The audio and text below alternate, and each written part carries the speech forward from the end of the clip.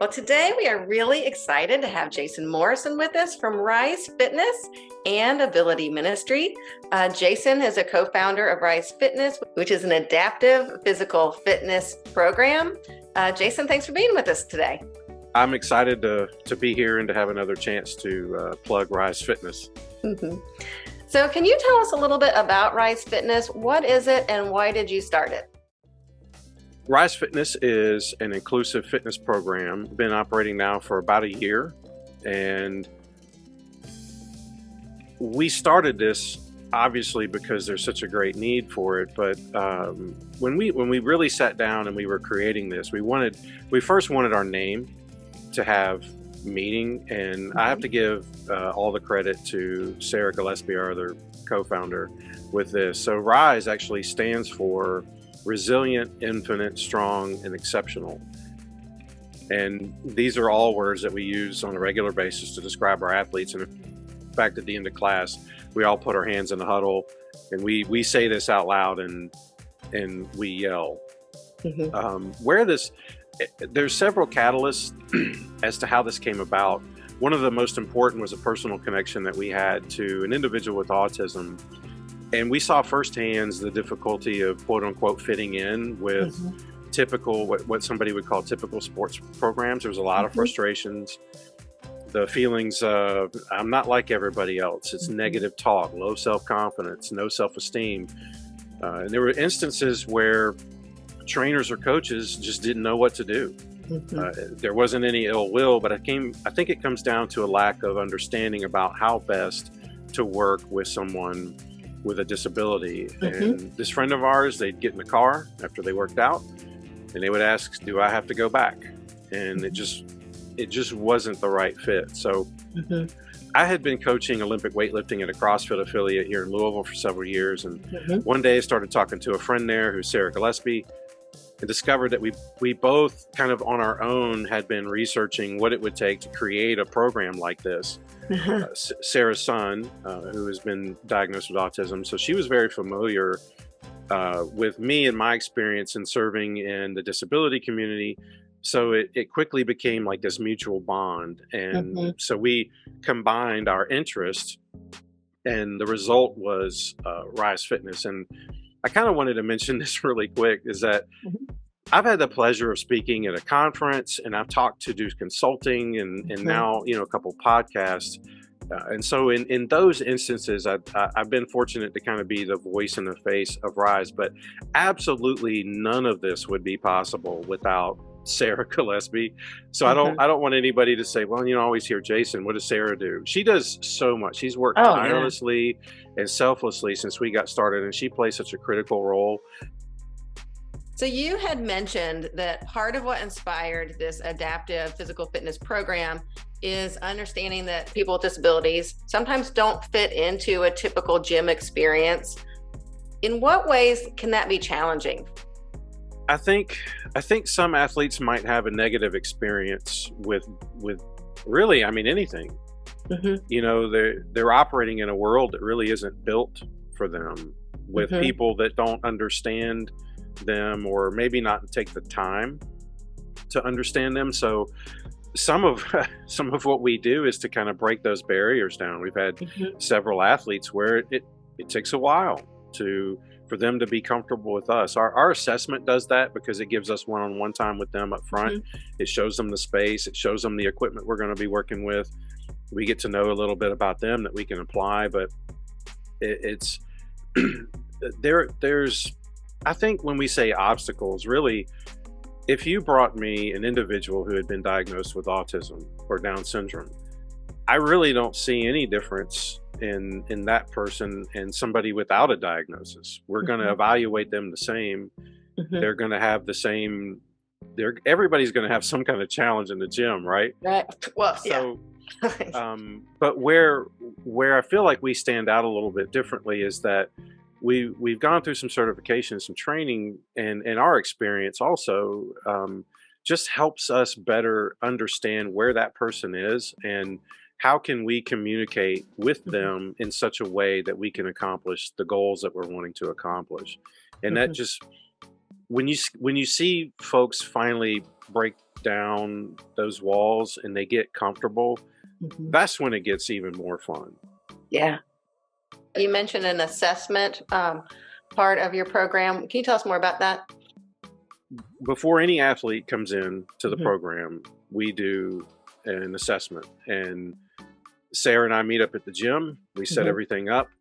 The certifications that we've gone through obviously train us for some of these sort of assessments, and we've modified them really to kind of fit our program. And you have to remind me because I want to mention that. But so it's primarily from Autism Fitness. We learned that we are going to address physical, adaptive, and cognitive. Physically, can this athlete perform the movement? Do they understand what we're asking them to do, and how motivated are they to do that movement? If they don't, and we've had athletes that don't understand when we say, we want you to take this sandbell and press it up to the ceiling. So how do we work with that? But this assessment's about 45 minutes, and it just gives us a great opportunity to see where every athlete is, if there's any kind of modifications that we need to make to the program. Every athlete walks in the door with the ability for us to either progress or regress a movement, scale it up or down. But one of the things that really stood out was, we had to make this change because we had an athlete go through the assessment, and at the end we asked him, okay, what was your favorite thing? And he said, hurdle steps. And I had to bite my tongue because in the back of my mind I thought, you knocked every single one of those things down. Like you did not do that very well.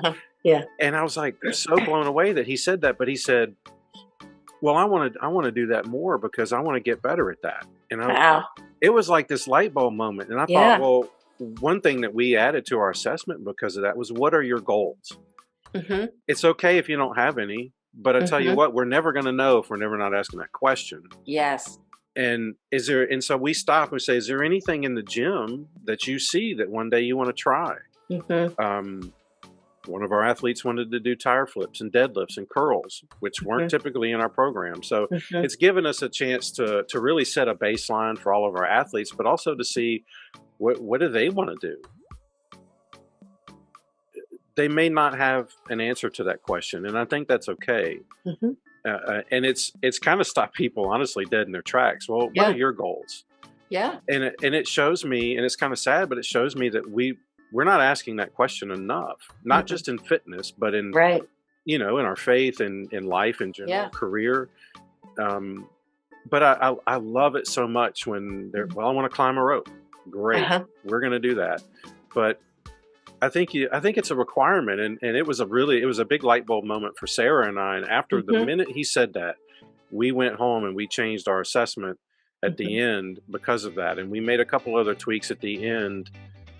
Specifically because of him. So I'm thankful that he said that, because probably to this day we might not be asking that. Success is going to look entirely different for everybody, and we have to keep that in mind with our programming. But I remember talking to my daughter a lot about this, and she's heavily into Cycle Bar, which is an indoor cycling studio. And if you heard somebody say, well, I want to get better at Cycle Bar, well, what does that mean? That might mean something different to her than it does to me.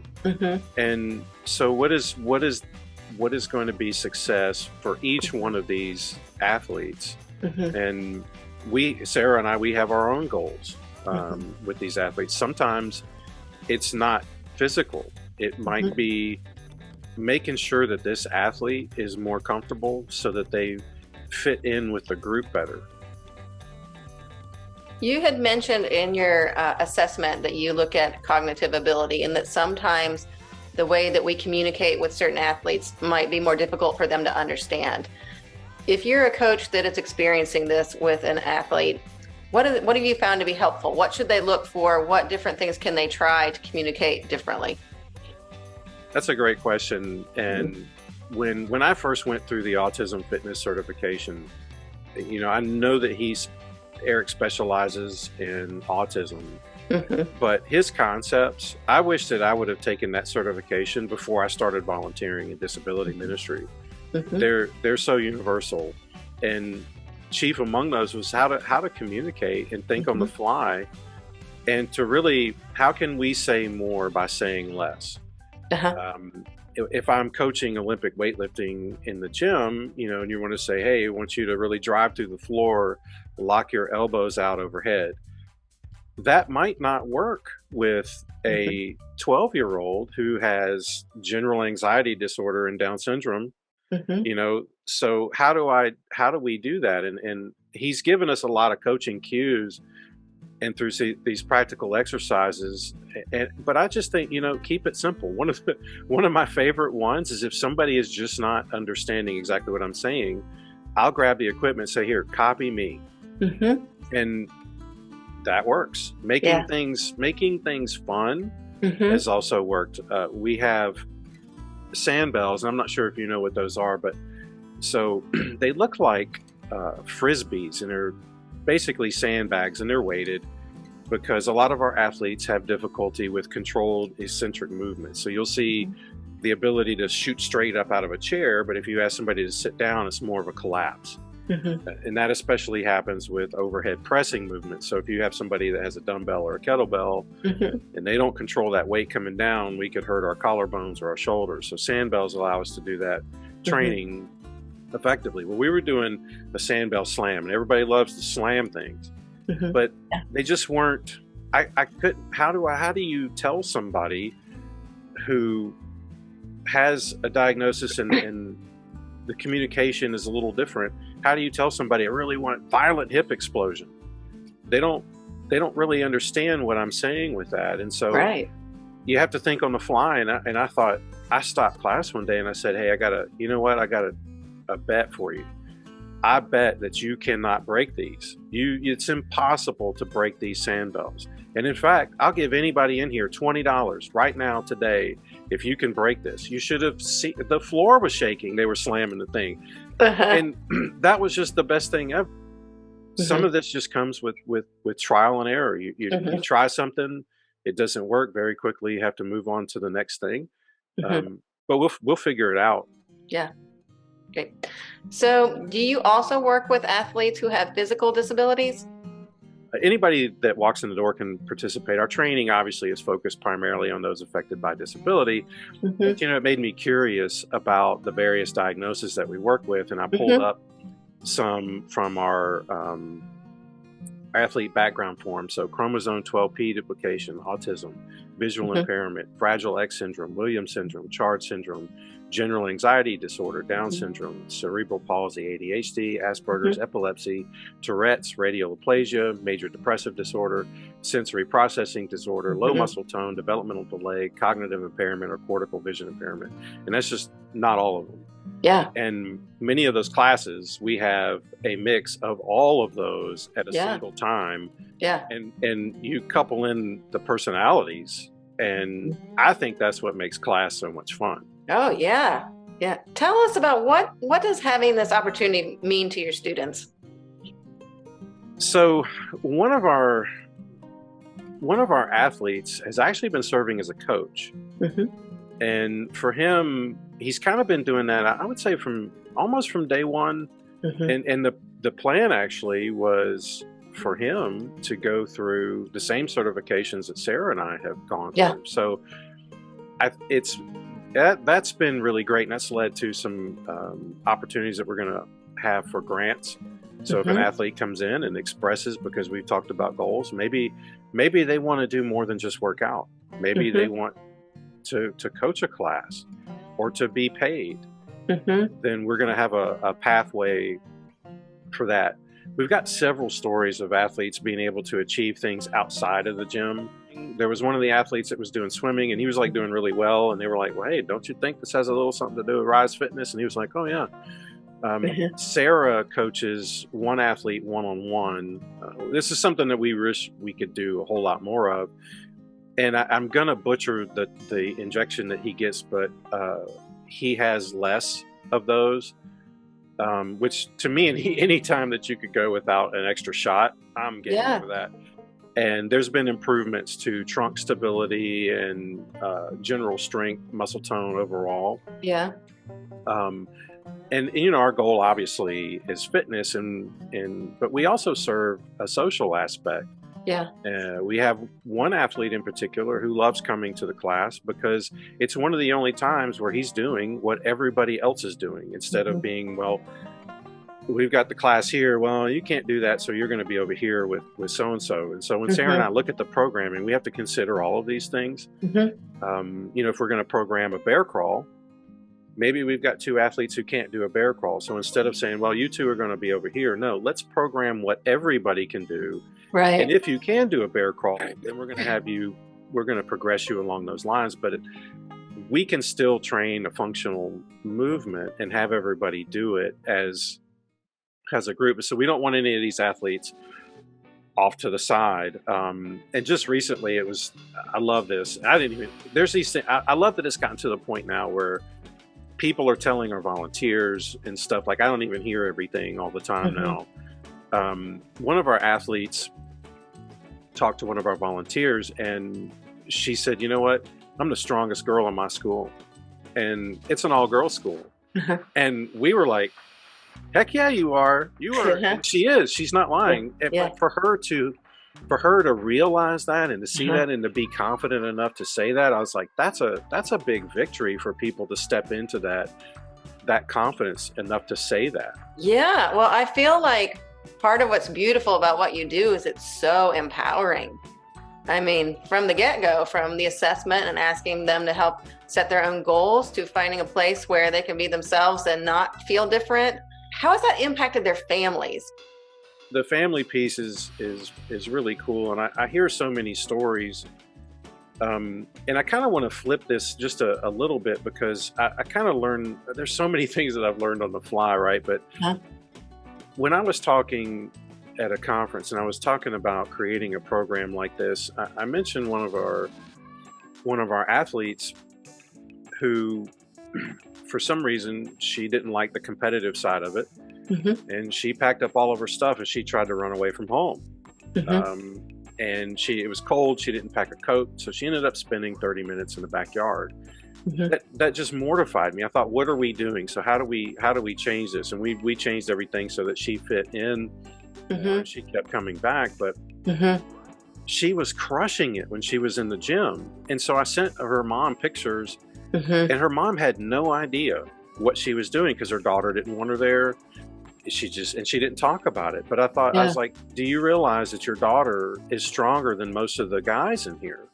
And she's such a hard worker. And she said, I had no idea. She hadn't seen these pictures. And so one of the mothers in the audience, and I thought this was great, she said, she was a parent of a child with special needs. And she said, all I've heard his whole life is what he can't do.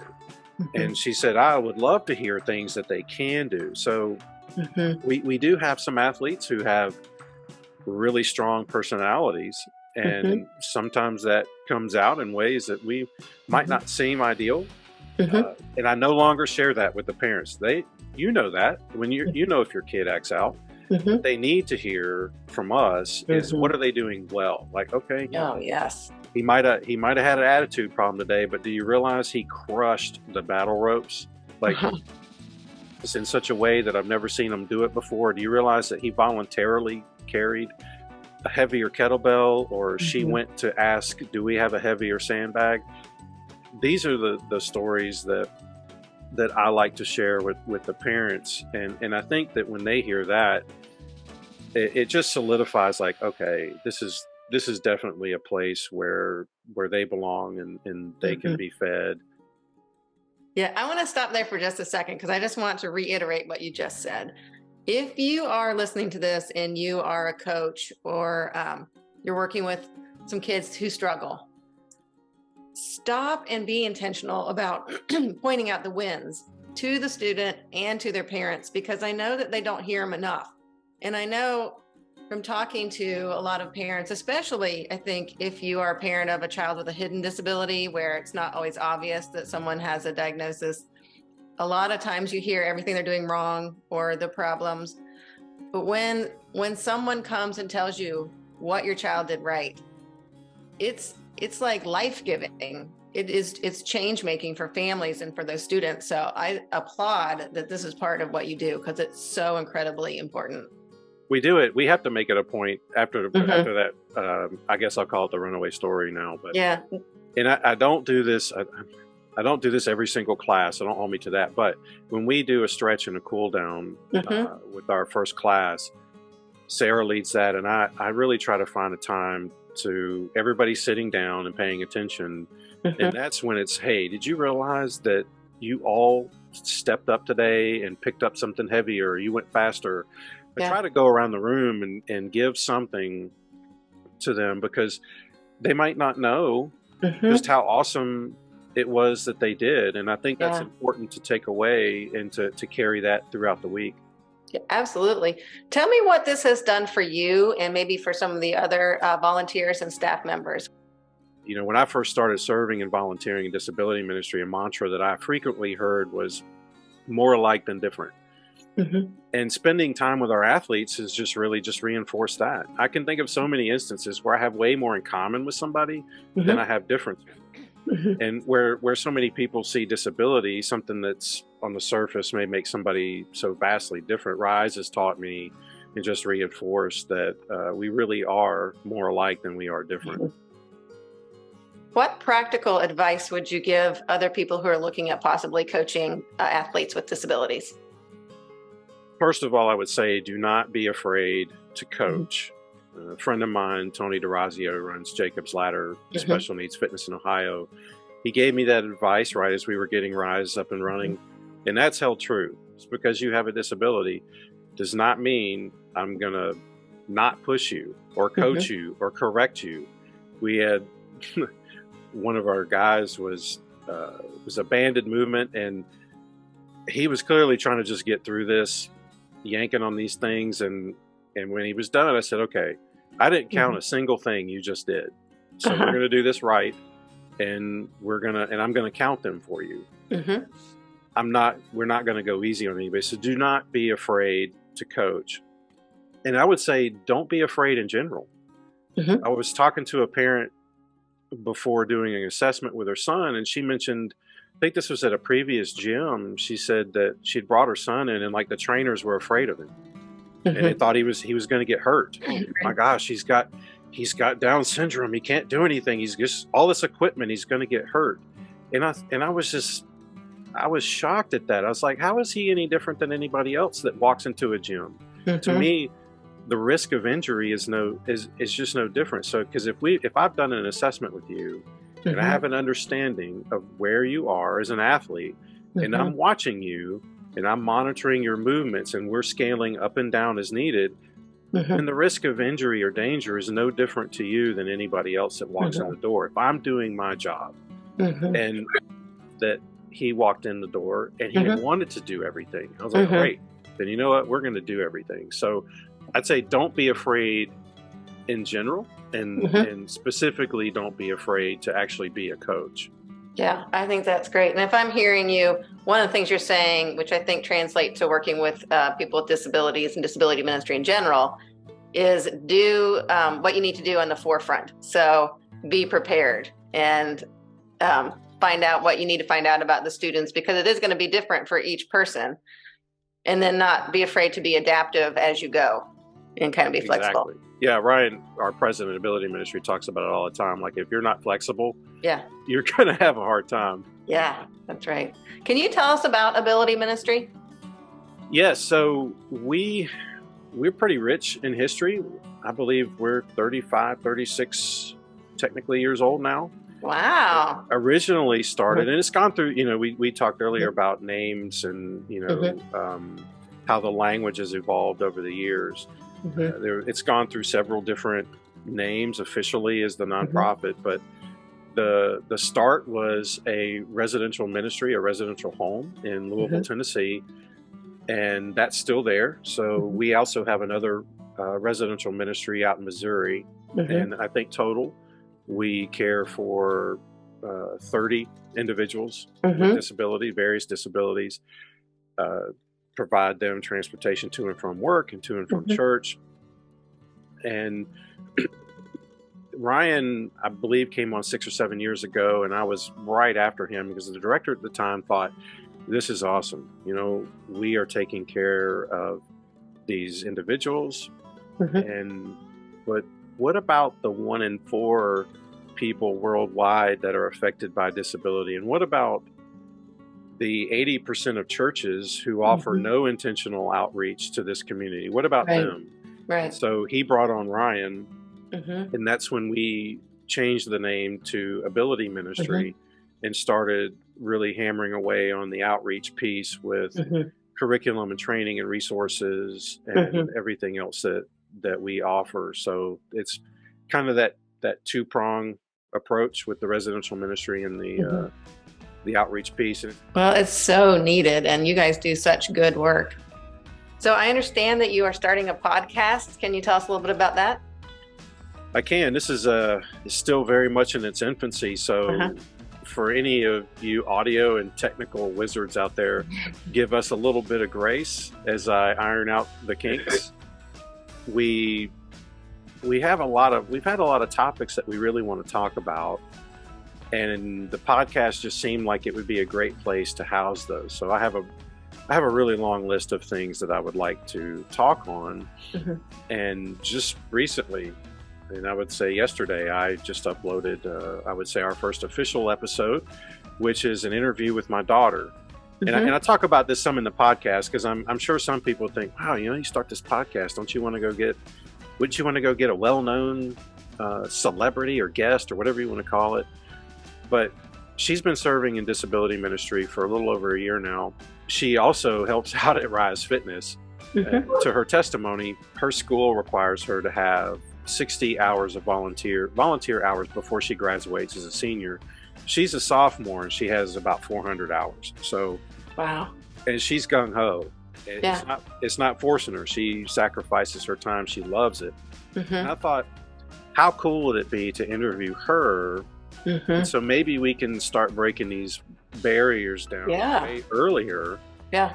because she doesn't see disability the way that we used to see it, as an obstacle or something to be avoided. It's actually Yeah. the opposite now. We seek it out. So we just launched that. I've got plenty of other episodes in the hopper that we're going to work on Yeah. as our time allows, of course. Uh-huh. So, Jason, tell us a little bit about your own faith. How has serving in disability ministry and in your participation with Rise Fitness, how has that changed your faith? I feel like it's kind of given me a little bit of glimpse of what heaven might be like. Mhm. I joke around. I say this jokingly, but I'm kind of serious that we talk about serving in disability ministry. Like, my goal is really to set up the most epic party in heaven. Yeah. Like, I imagine all of us Yeah. getting there and be like, "Hey, you're here," and it's just like going to be. Uh-huh. It's going to be awesome. I feel like over the years, I'd volunteered in several different areas. We were in church, like, hey, you should volunteer. We need help here. We need help here. And I tried a lot of them, and Mhm. not that any of them were bad, but none of them really fit. Mhm. And ironically, disability ministry, and this is a whole nother story, but I was told my first time that I was going to come help with a family. And that's what started it. So I guess I didn't officially say, hey, I want to sign up. Yeah. But it's given me a place to fit in, and it's proven to be the place where I feel welcomed and loved and not Uh-huh. judged and included. Uh-huh. And like, that's such a great feeling for me that I want that for everybody too. And Mhm. I've been teaching our teen class at Southeast Christian Church in Louisville for Mhm. about 2 years now Mhm. on Sundays. And that's really caused me to pay attention in a new way. So not just the material that Mhm. that we're presenting, but I have to make sure that I'm living this out as well. Yeah. I can't get up there on Sundays and tell people to control their anger if I'm not living that out. And, I have to make sure that I'm living in a way that aligns with everything that we're teaching. And so disabilities also, it's not just giving me a place where I feel like I belong, but it's also given me a new level of accountability and growth that I wasn't expecting. Yeah. So you got into disability ministry because there was a need. You didn't set out for it. You didn't know you were going to connect to this. You were just asked to help. Absolutely. Wow. There's some people that say, God laid it on my heart and he called me to disability ministry. I wasn't that way. I was told, hey, Jason, you're going to come help out. So Mary Tatum, who runs the Shine Ministry at Southeast Christian Church, had reached out to Gary Spangler about a family. And so what I got was Gary said, Jason, you're going to come with me Saturday night. There's a family Mary wants us to help with. Yeah. That is all I knew. Now I knew what ministry she worked with. So I had a feeling it was disability related. And it was a single mom. We didn't have our Shine Suite at the time. It was a single mother. She had 2 sons. Both were autistic, both were nonverbal, and both much larger than she was. So they were 18 and 19 at the time. Yeah. So we didn't have a classroom. So we were up on the 3rd floor by ourselves and we hung out with them so mom could go to church. Yeah. And I think at the time they had a little trouble getting volunteers to continuously stay with this family. Yeah. It presented some unique challenges, being nonverbal. But Gary and I did it, and it wasn't uncomfortable for me. I'd never done that. I'd never been around that before. But we made it work. We figured it out. We learned a lot about each other, and it got to the point where I loved it so much and started integrating more into the disability ministry. Yeah. And now when Mary asked me something, I told her, I'm not going to ask you any questions. If you need me to do something, I'll do something, but I don't want to try to control what you're asking me. Just tell me you need something done and we'll just get in there and do it, because all of the uncomfortable things that she has asked of me that I thought, I don't know, like, am I really ready for this? Those have proven to be the things that I absolutely should have done. And those were the things that were worth being involved with. Yeah, let me ask you a big question. So what would your life be like now if you would have said no that first time? Oh, I know for one, I would not be as involved in church. I think church might still be one of those, well, I'll go on Sunday. I'll check that off the list. Our church is a really huge church. If you know anything about Southeast Christian, it's massive. But now it's so small, and this may come off wrong, and if it does, oh well. But when people tell me, that church is so big, that tells me your level of service. Those people that are really involved in church and are connected, it's not big. Yeah, it closes the walls in. So when somebody says that, I'm like, yeah, you need to get plugged in somewhere. I feel like my relationship with my family may be different.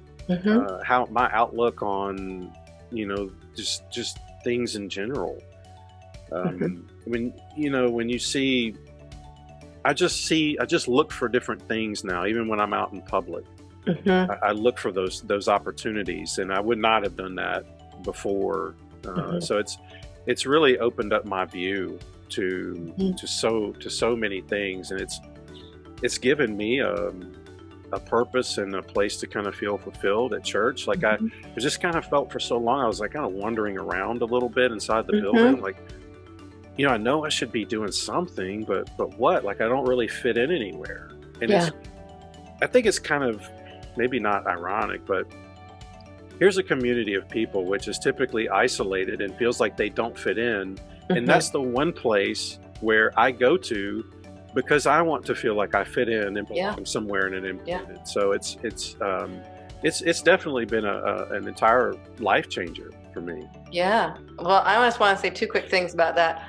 First is, I think a lot of times in ministry, if you're on church staff or your leader, we assume that when it comes to children's ministry or youth ministry, or disability ministry that it's women usually that they will ask. And a lot of times there's a lot of men and they'll say, you be on the security team or let's put you on AV.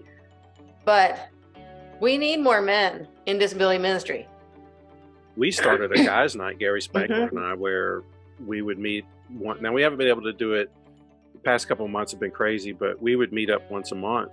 And I had a mom bring her son, and she's like, well, what do I do? I'm like, well, you can't stay here. Mm-hmm. And she looked at me crazy. I'm like, lady, this is guys' night. Yeah. You got to go. Mm-hmm. She's like, good. I'm going to go to Kohl's. I'm going to go to eat. Mm-hmm. We don't have enough men. If you look at any of the events, seminars, or training outside of paid staff, male representation is too small. And way too small. A passion of mine. I know when I speak up at Rise, I can control the room. Yeah. Just by volume. And not saying that with women that's not possible, but we need strong male leaders and volunteers to step in, especially in this community. I know that the divorce rate is so high. Yes. Such a huge gap to fill. And I'll be entirely vocal and say that men aren't stepping up enough in that role. And whatever obstacles are there, I just feel like if we could just get it, like our guys' night is so great for that. Okay, I get it. You might not want to come to camp and change briefs all weekend and shower another man who has a wheelchair, but you may be willing to come volunteer at Rise Fitness for an hour and help somebody with kettlebells or battle ropes, or you may come bowling with us. That's an intro. And then when you get there, you're like, wait a minute, I was worried about this. This is awesome. And I've seen it so many times, and it's just it's almost like you're opening somebody's eyes for the first time and showing them what it really is. And they're like, yeah, I was crazy to be apprehensive about this. Like, this is really a cool thing. Yeah, I'm just going to put that pitch out there. Is we do need more men in disability ministry. And men, when you might feel like I'm not equipped, I don't have experience in this, there is a place for you. Because kind of what you mentioned too, there is a high divorce rate a lot of times with families with kids with disabilities, and a lot of times that strong male role model isn't there or isn't there enough. And having strong male role models for these students, that is a gift. That is a gift that people need to step into and give. And if you do, I think you will be so glad that you did. It's just really important. So, I mean, I did not come into this, and when I volunteered with that family, it wasn't like Mary said, "Hey, before you do this, here's the manual." There's so much stuff that I'm still figuring out on the fly. I would never pretend to know everything, and I would also never pretend to know nearly as much as a parent or a caregiver. But I'm learning. I'm willing to learn. Yeah. I've just seen so many times where people might feel that same way, like, I don't know what to do. Like, who knows? Yeah. How do you know what to do in a room with anybody? Right. Just show up and start with hello. Let's start there. When it comes to church, and if people are thinking, how do we start having disability inclusion? And I'm one of those people that doesn't really know where to get started or feel equipped. What would you tell them? Great question. We've got a lot of resources actually on the Ability Ministry site, and there's one that's a free resource, and it's Why Should I Start a Disability Ministry? I feel like if I came in as Ability Ministry to your church and they don't know me and I'm like, you need to do this, they're like, who are you?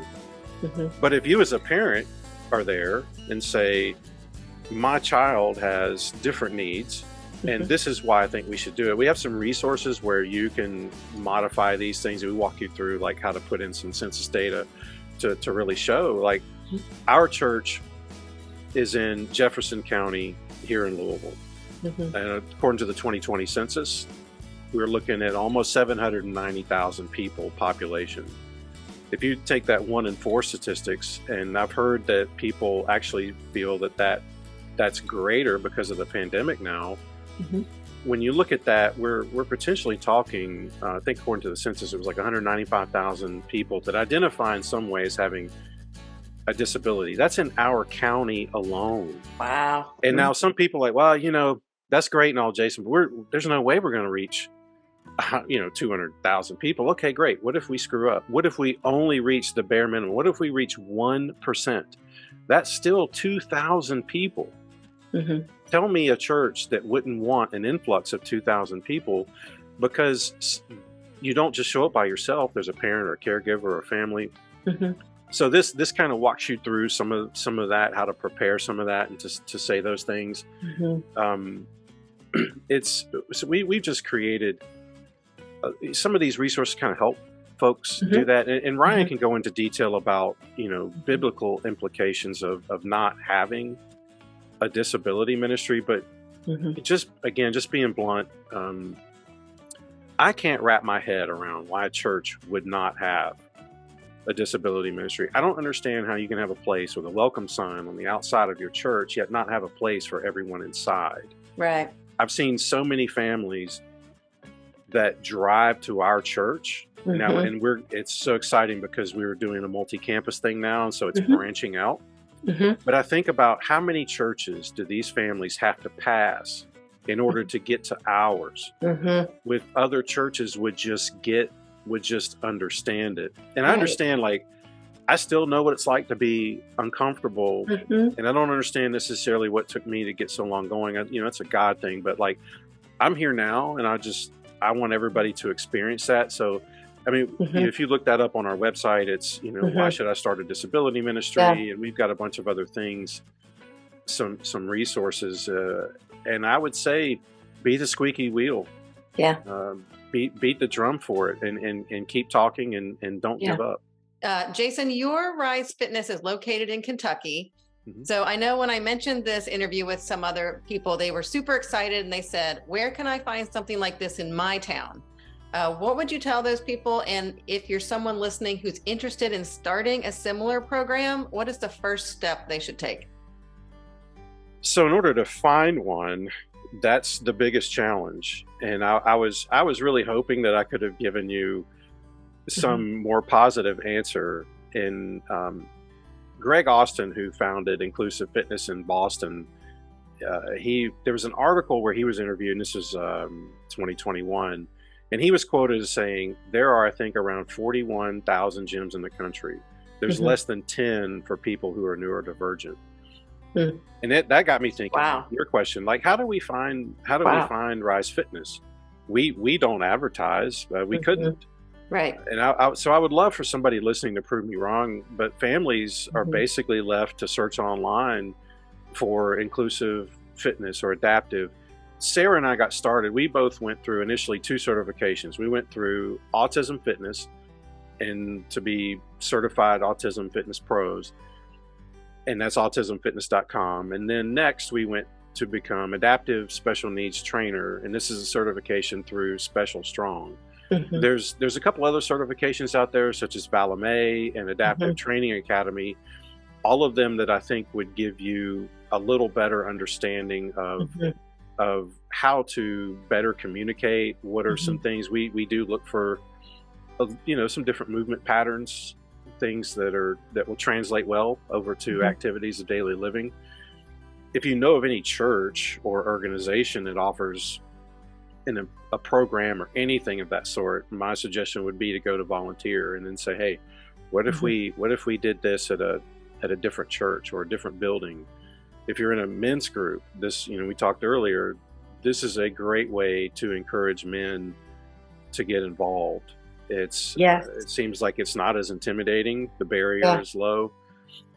And I want to say this: if you want to start a program like ours, outside of the certification process, because obviously I can't give you the Autism Fitness and the Special Strong certifications, but I'll set up a time to talk with you and walk you through everything that I've done. Like, I'm not selling anything that we have created to date. Our programming is not secretive. If what we have created or done can help another person or family, or better yet, lead one more person to Christ, and I'll give you everything that we have done. I'm consulting, totally happy to do that. We've done that. It's free of charge.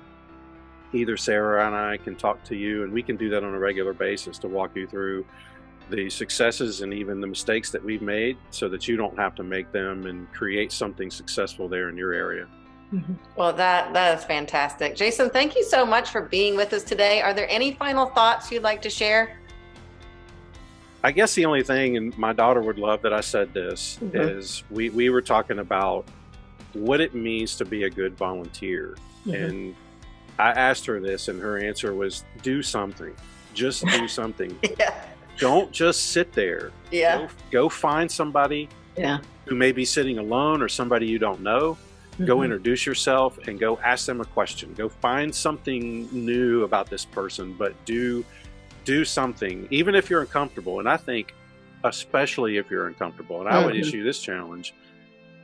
If you look in a room full of people and you're like, I would be really uncomfortable. I bet it would be really uncomfortable to talk to that person. Then that's the person you should go speak with and learn something about. And I think you'd really be surprised if just starting with hello or just saying, hi, my name is Jason, and just ask some questions. I really think you'd be surprised, but just do something.